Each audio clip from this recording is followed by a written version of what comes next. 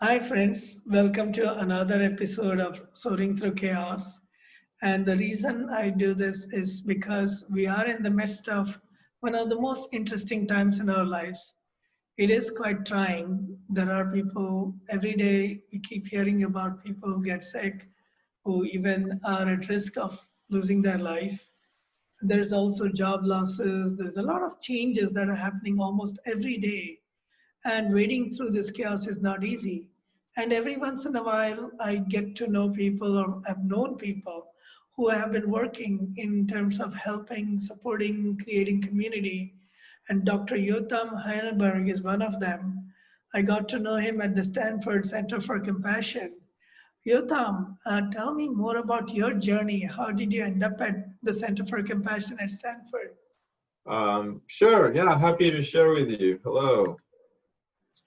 So yeah, because I came in there because I was an engineer or engineering manager, and there was a feeling of something was amiss. The engineering industry is usually values hmm agnostic. It's all about getting products done. But when I saw some of my work was used in the military, some of it was used for not so kosher applications, that's when I became Right. alerted to it. What brought you there? For me, I think I was interested initially in the things that are perhaps opposite of compassion, which is the cycle of violence, trauma, and aggression. I'm originally from Israel, as you know, and I think that has a lot to do with my interest. I didn't have all the pieces of the puzzle kind of understood at that time, but in hindsight, I came out to the US from Israel in 2005 to get my doctorate at Palo Alto University and the Stanford Medical School. And I was really just trying to be a clinical psychologist. And I did become a clinical psychologist, but I was noticing that my focus was much broader than just psychotherapy or clinical psychology or stress, depression reduction, and so forth. That these are things that I still do. They're central to my work, but they also appeared to be partial. They weren't really capturing the whole picture.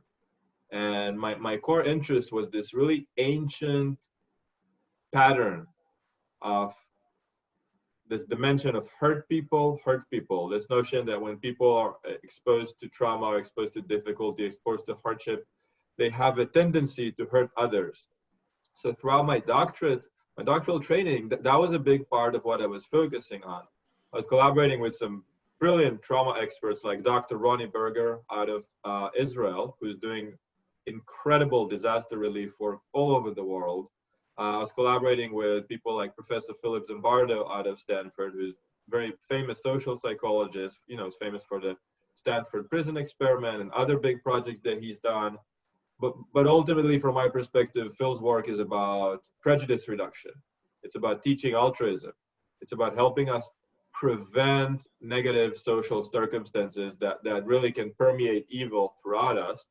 And that was a natural fit with my interest in the cycle of violence, trauma, and aggression, trying to understand how these mechanisms play out in really all walks of life. We see it in war zones.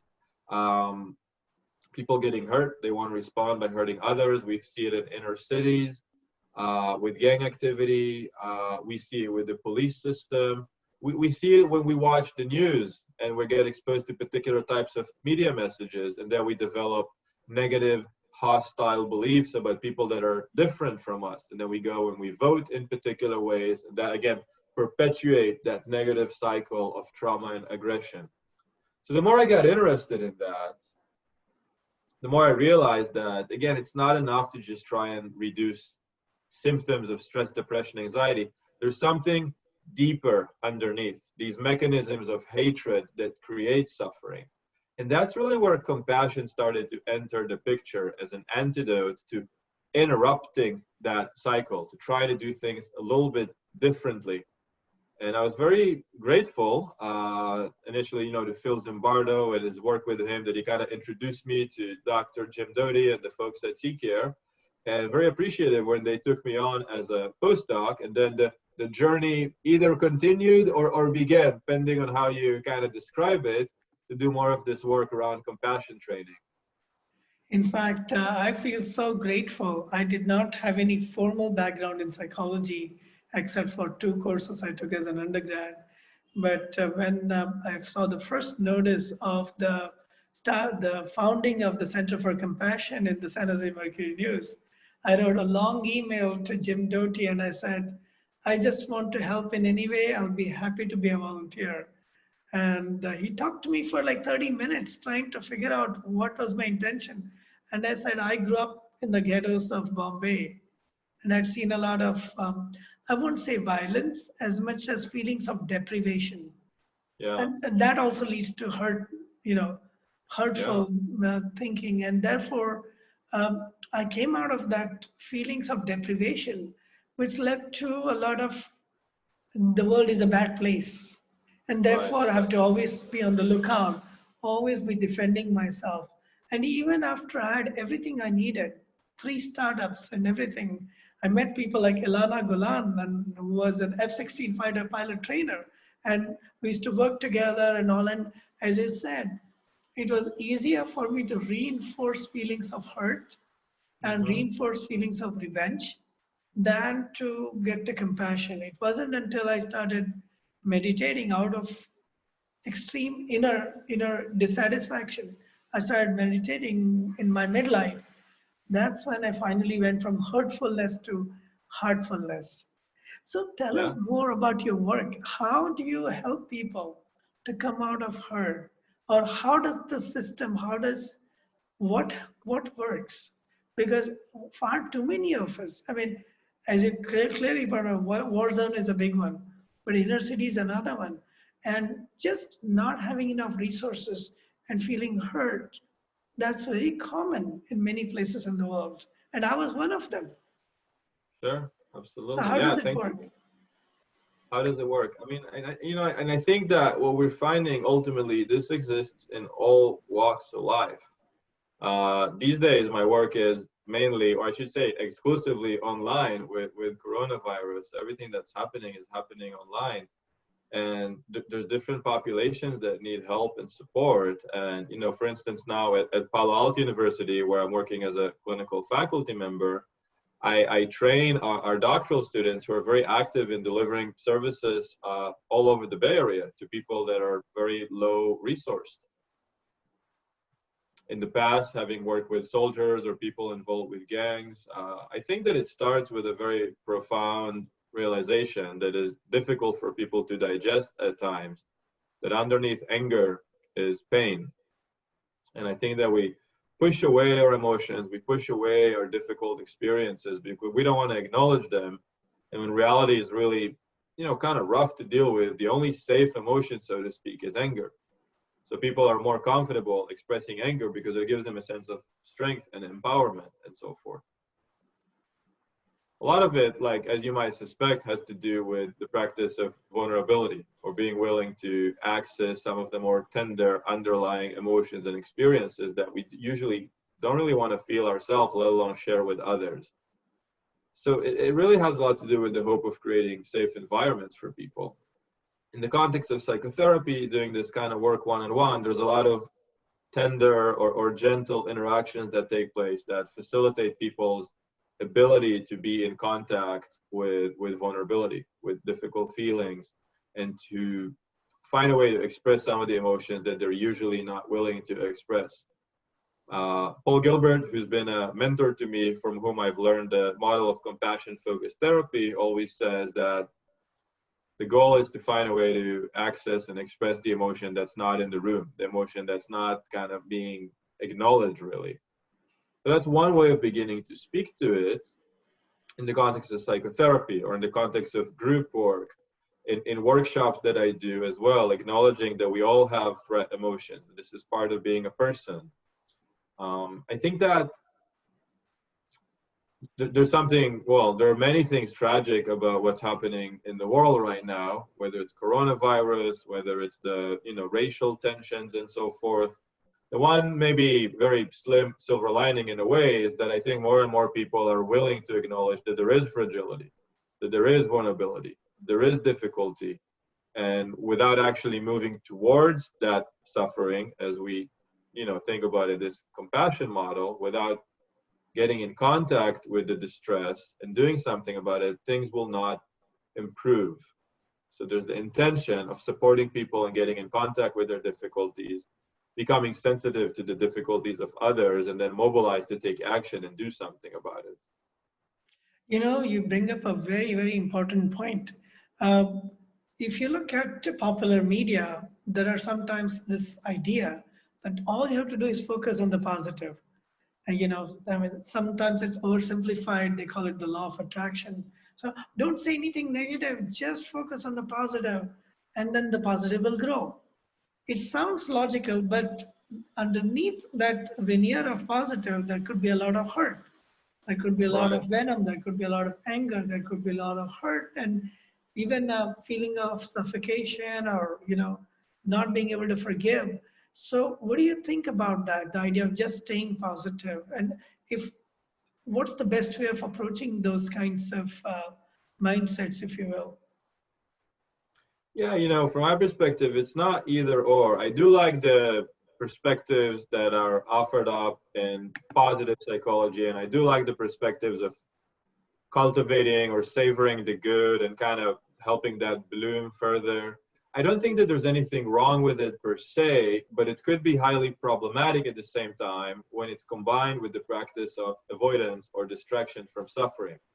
So if you kind of push away all the bad things and pretend that they don't exist, and we kind of try to shove them under the carpet and say, let's just focus on the positives, that's not going to work out very well in the long run, or even the medium short run, because what happens ultimately, the suffering will fester and implode. A lot of what we see with mental health issues is what we call internalizing, that we don't really express our fear, our anger, our sadness, our shame, our guilt, our despair. And we try to stuff it down, we suppress our emotions, and essentially there's this process of imploding, and then there's a worsening of mental health. And that is an attempt to cover it up with somewhat of a plastic smile, if you will. And that doesn't really work out in the long run. So I really do support the cultivation of positive emotions and savoring the good and so forth, but it shouldn't happen at the expense of acknowledging our suffering. I believe that there is a way of doing both. I believe that there's a way of moving towards suffering, moving towards difficulty, helping heal our own suffering and growing from our own suffering. And then I think the more authentic expressions of positive experience can emerge. There's also something very gratifying and empowering from being able to approach suffering, whether it's our own suffering or other people's. Yeah, yeah, and to me, definitely coming to CCARE opened up a whole new world. And that was the first time I met practitioners like you, many of our teachers, including Emma Seppala and Kelly McGonigal and Erika Rosenberg, who were deep into these practices. Some of them were even regular meditators, so they had seen it both from the cultural perspective as well as science-based, informed by a lot of research. As a whole, given that we are in the midst of this pandemic, it has led to the surfacing a lot of these negative emotions. At Mm-hmm, least mm-hmm. I'm seeing, I haven't got any data on this, but I'm sure you have. There seem to be many more people who are anxious, who are depressed, who are worried. Um, it's almost like an epidemic. The number of people suffering is a lot now. Absolutely. And Yeah. that kind of tends to reinforce each other when people are in an environment that has that level of anxiety. What do you recommend? I mean, not everybody will be able to come for one-on-one counseling. So are there Sure. other Well, practices? Are most there people group wouldn't be able practices? to come for a 1 hour counseling. Absolutely, I agree. To me, it begins with community. Hopefully, the establishment of communities of care, especially places that are low resourced, and how to connect people during these times. There are people who really have a hard time accessing resources like the internet. And at the same time, I think one silver lining for our species as a whole is most people are able to connect with the internet and are able to connect with each other through these online conduits. Is it as good as hugging another human being and holding each other in the flesh? I don't think it's as good. I don't want us to be naive and overly characterize, you know, the internet is a thing that can fix all of our problems, but we do see that it can do a lot. And I think that these conduits are very, very meaningful. There are different programs that I've implemented, for instance, compassion skills training, where we see people able to interact with each other in meaningful ways and offer each other the capacity for healing. We've also been implementing that in the context of groups and communities and see how people are able to connect with each other as a group and offer each other perspectives. For instance, if I come up with the idea of a new decision, I'm going to be more active in my life. I'm going to focus on taking care of myself and my family, whether it be meditation, whether it's choosing to do yoga or exercise in the house, whether it's choosing to be more mobilized around my work life that might have been damaged by Corona. Any kind of new decision, it's good to have these thoughts on your own, but when you're able to connect with community and share your new decisions and get feedback about how that's going to be supporting and empowering you and getting others to say, I'm going to embrace your new decision as well, you're much more likely to be motivated to do these things for yourself and then in turn for your community as well. Phil Zimbardo has a statement that he often offers up that we're living in the prison of our own minds. True. And to me, one of the tragedies, the potential tragedies, I should say, of these difficult times is that some people are becoming more and more isolated. And they feel as if they're living inside the prison of their own mind, and they have the limited capacity in terms of interacting and reaching out to others. So some of what I hope to do with my work and the folks that I collaborate with is to support people to recognize that they're not really just living in the prison of their own minds, and there are ways for them to create connections with others as well and get that kind of support that will help them be motivated and mobilized towards building their own sense of resilience and in turn compassion for self and others. And you know, those difficulties are not only relevant or true for people that are low resourced or don't have money or don't have access to capacities. I think on some fundamental level we all experience it. I can share with you, Shankar, that, like, for instance, for myself, over the last, months since this thing has begun, not all of my days have been rainbows and unicorns. I still have our moments. And one thing I've noticed, there have been days where I wake up and I'm not full of joy and glee. And I was like, this is heavy. This is hard. It bothers me, obviously. And I make sure to go on my nature walks. That's one thing that I've been doing very, very, I would say, religiously, just being in contact with nature, making sure to surround myself with the woods and the trees. And some days do not start joyous. And then I would say, the privilege of helping others. So whether it's working with the students that I train or running workshops to support individuals and organizations or doing psychotherapy. And I'm amazed to see how rejuvenated oftentimes I would feel after having the opportunity to help others. And later in the day, I was like, yeah, this is really nice. I'm feeling uplifted. I'm feeling energized. Then I look back to the beginning of my day. I was like, this day was not starting out as a happy day. And all of a sudden I get to extend compassion to others and something unlocks in the heart and you feel more engaged, you feel more energized. So that's been a powerful personal lesson for me throughout this period of time. Yeah, and I've been actually following some of your work. Looks like you are actually working on creating online systems or online technologies that can help larger number of people to get access to compassion-based techniques, compassion-based therapeutic ways of dealing with it.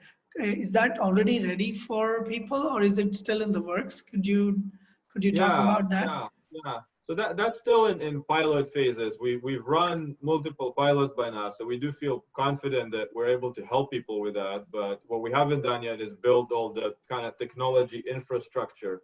So we've been using different types of off-the-shelf kind of platforms to start piloting with people. Compassion skills training, the program that I've worked on quite a bit, has been earlier versions of it have been implemented with thousands of people, and essentially the intention there has been to train people or teach people some of the principles of compassion and resilience, and then allow them different ways of interacting with each other. And that's worked quite well. I also think it's been limited in some ways because it only focused on people talking with each other one-on-one.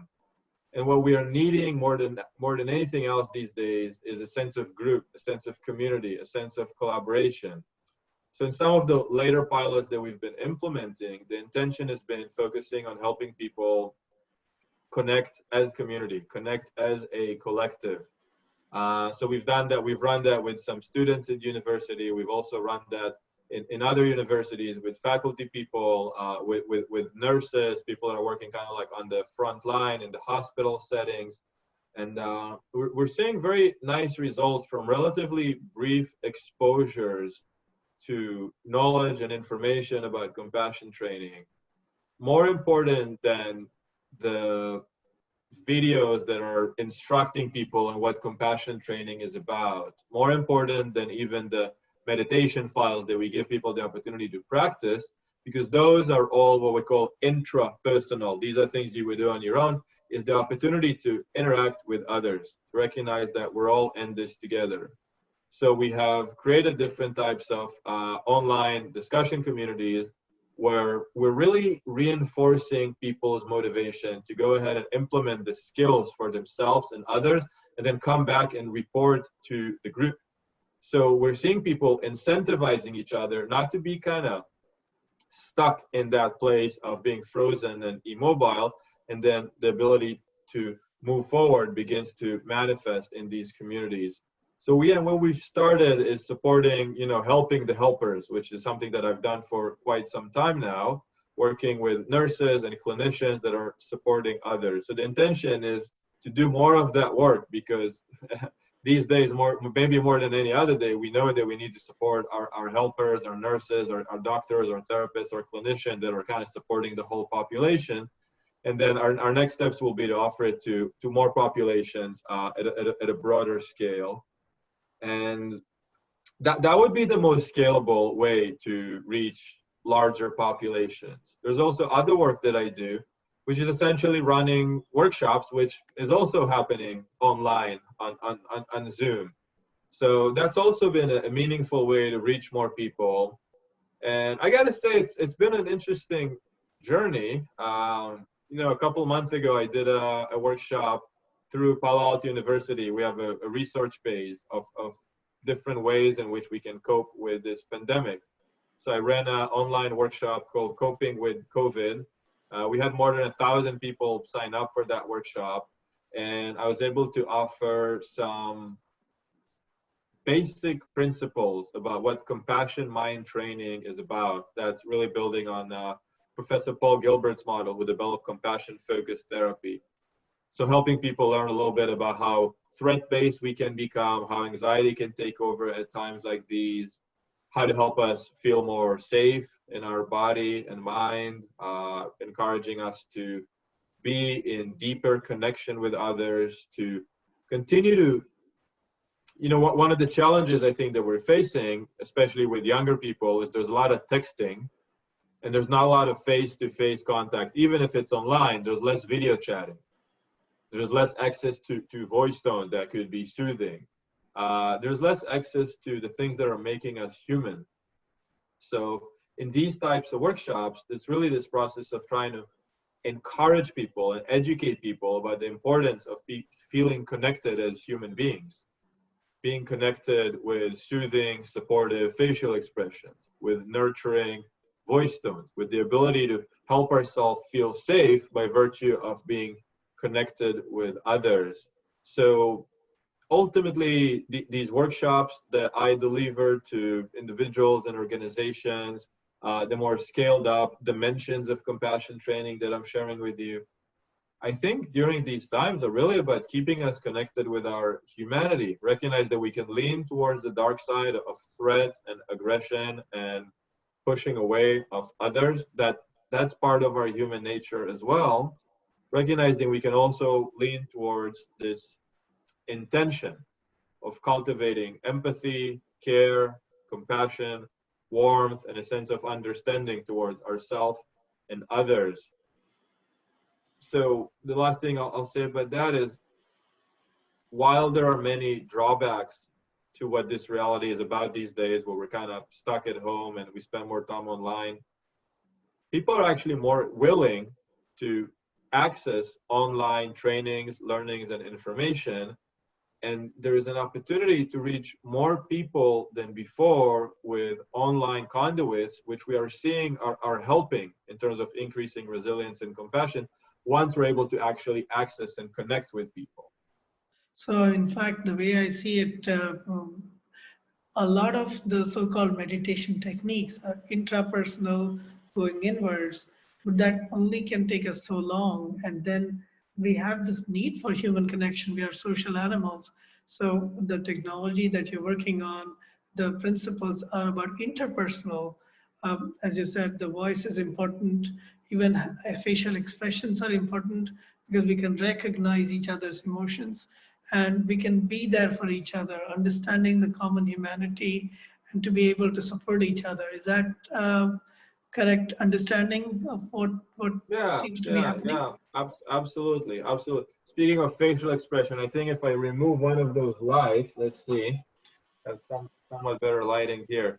Yeah,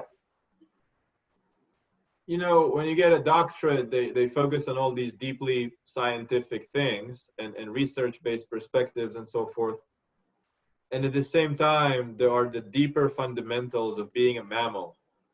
Just being I think of us as really, really smart animals. And we recognize that there are actually deeper things than our thoughts, than our sophisticated way of thinking about reality, our sophisticated way of trying to understand perspectives by the use of language. It's the realization that everything is essentially embodied. And what's beautiful now with neuroscience and all sorts of research that's coming out is that we do need to come back home, come back into the body.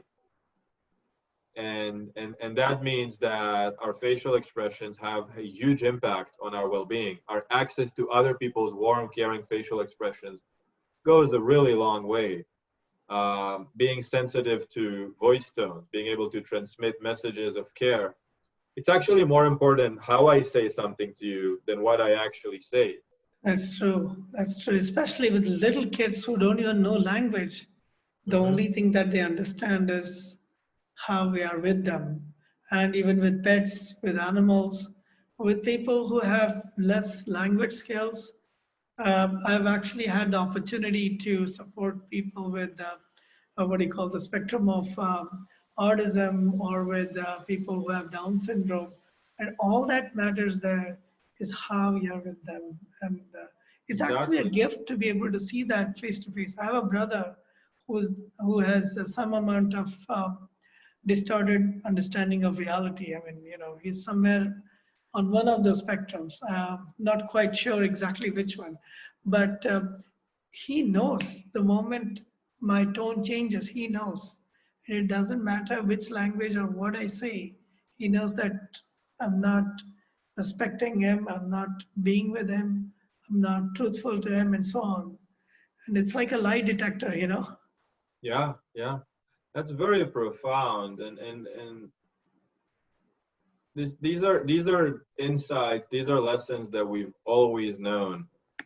I'm reminded when I led one of the compassion training programs that I've implemented a couple of years ago, and I was eliciting some feedback, and there was a nurse that was from Africa, and the feedback that she offered, she said, "You made us realize the things that we already know." Yeah. And to me, that is the profound reality of compassion training. And I don't think it was a coincidence that a person that was born and raised in Africa said that, because I think that on some fundamental level, there's deep ancient wisdom that many of us in countries that are so-called advanced or sophisticated or whatever, labels people attach to it, actually have forgotten, which is the wisdom of the body. There's ancient wisdom of understanding what is really important here in life. And what is important ultimately is for us to be able to feel safe and support other people in feeling safe. And I love quoting the words of Leonard Cohen, who is my favorite poet, singer, songwriter, where he talks about how love is the only engine of survival. And the wisdom that is coming out of practices of mindfulness and compassion, which is now really becoming scientifically very powerful, is that ultimately our job is to find ways to love and care for each other and to support each other during difficult times. And to me, this is tribal wisdom. We're all living in these human tribes and these human communities, and the fragmentation takes place when we forget about that. So the intention with the kind of work that we do is contributing to the cultivation of communities of care, helping people get in contact with ways of supporting each other in feeling safe in connection with one another. And nature is also becoming a profoundly important and meaningful haven for many of us, because we can't go out and socialize, you know, in the cities, and we shouldn't be in big groups right now. We're going to infect each other, but we can go walking in nature. And that's another deep reminder for how meaningful it can be to commune with the elements. And that ancient wisdom is now resurfacing once again. And it's beautiful to watch. It's tragic to recognize the circumstances. And maybe it needs to happen. Maybe now we need to start reminding ourselves to get in contact with the ancient wisdom of realizing what we've always known. You know, you reminded me of right now hugging each other is considered a little taboo because of this, but nobody could stop me from hugging trees. So I've been doing that more and more now. I've become a tree hugger because, you know, it's a great antidote to lack of human touch outside of immediate family. And trees don't carry the virus. So as simple as that. Right. Yeah, yeah. And speaking of tribes, I know that you've done some work between the tribe that your community or where you grew up, the Israelis, the Jewish soldiers, and also the Palestinian ones. Can you tell us, are you still working on that? And can you tell us about how that's progressing in terms of peacemaking and all that? Yeah, that's work I've done, you know, a few years ago, and I should definitely credit the lead person on this work, was Dr. Ronnie Berger out of Israel, again, who's an incredible international trauma expert who's done this work not only with Israelis and Palestinians, but rather all over the world. And that is part of that core interest in the cycle of violence, trauma, and aggression. And for the most part, we know that people who are exposed to trauma, develop post-traumatic stress, have a tendency to be more angry and have a more heightened threat perception. So they see the other as dangerous.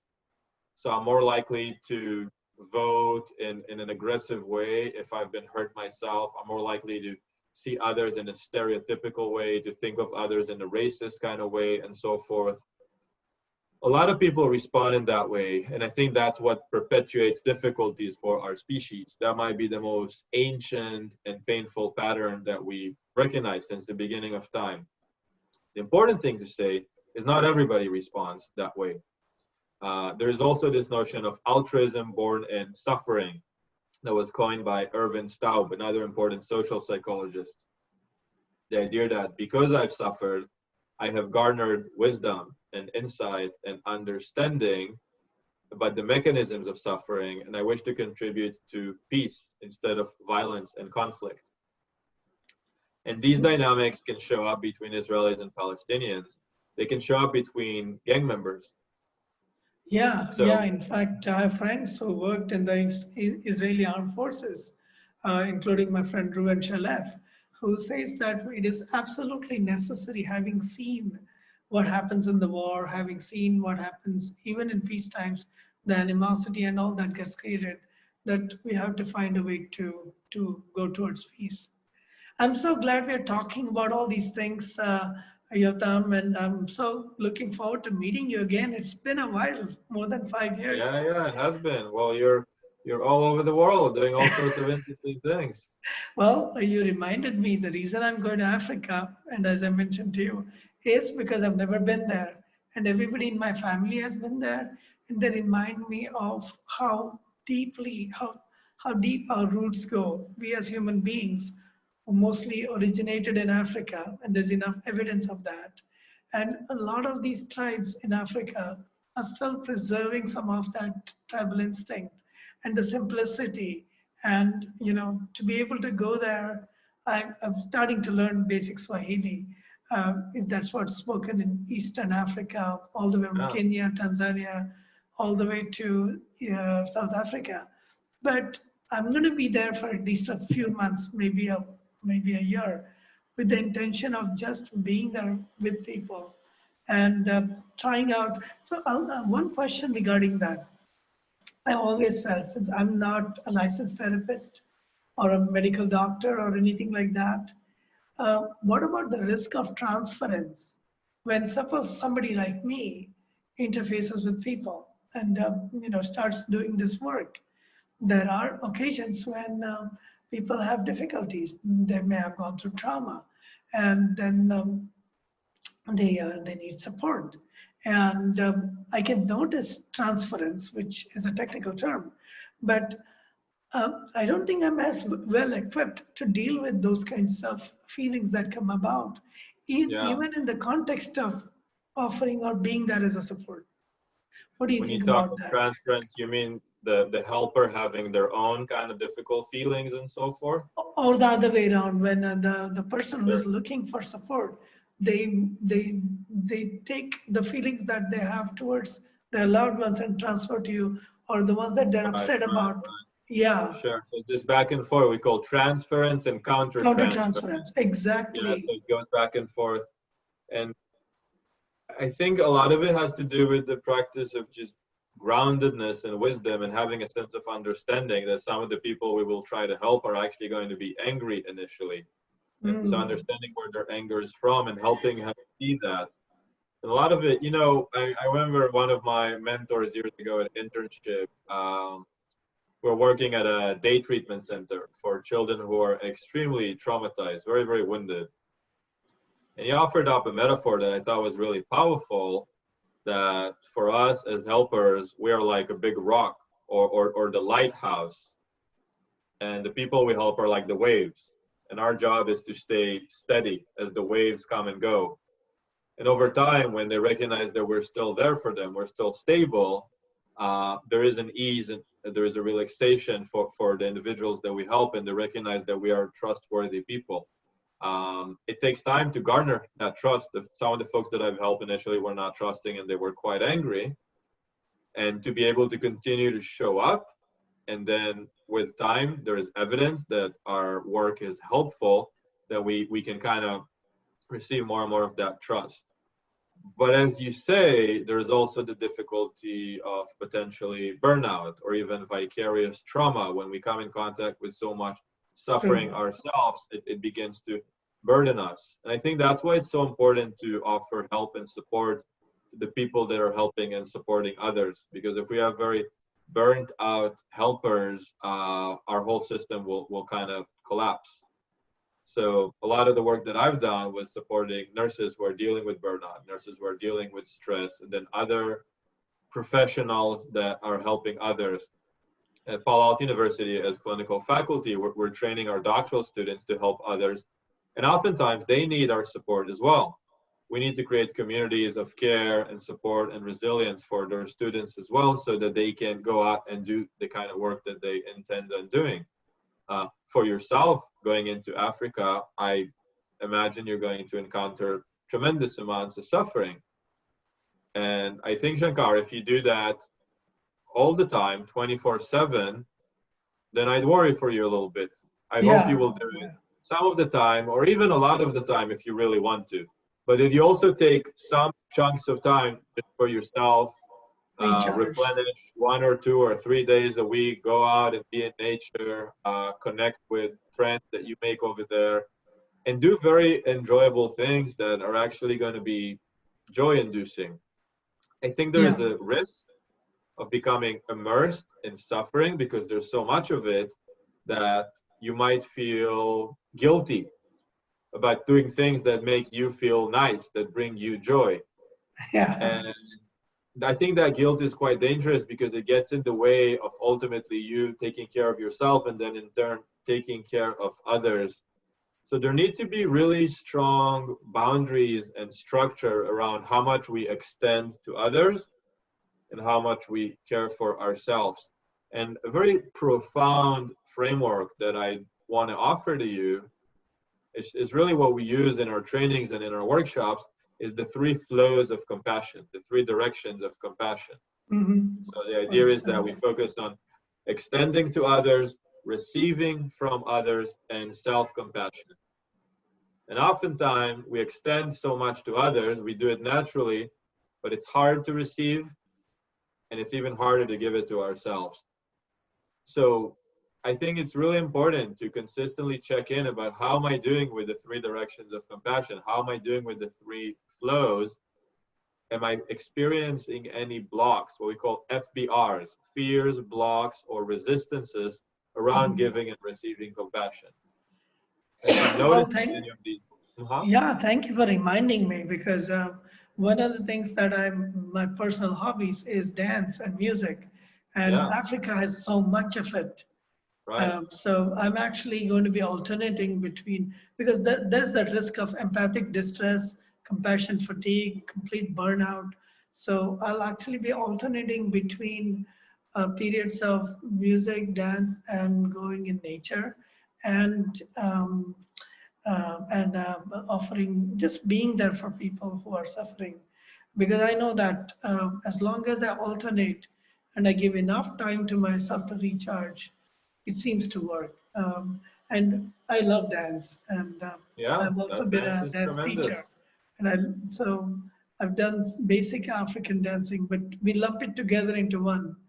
Each tribe has its own dances. So one of my hopes is to continue to be with different tribes, learn their dance, learn their music, slow down, and then be present to the suffering. Yeah, yeah.